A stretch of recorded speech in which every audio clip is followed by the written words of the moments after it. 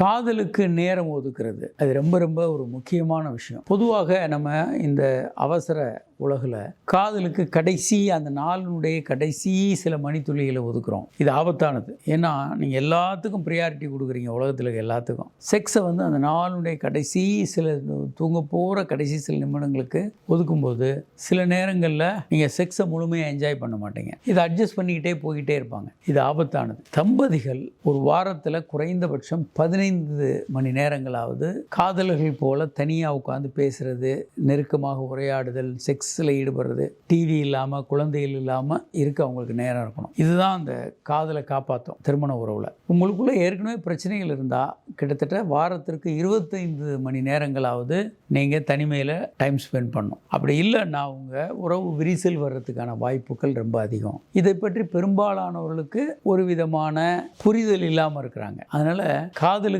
நேரம் ஒதுக்குறது இல்லற வாழ்க்கையில் ரொம்ப ரொம்ப ஒரு முக்கியமான விஷயம், அவசியமான விஷயமும் கூட.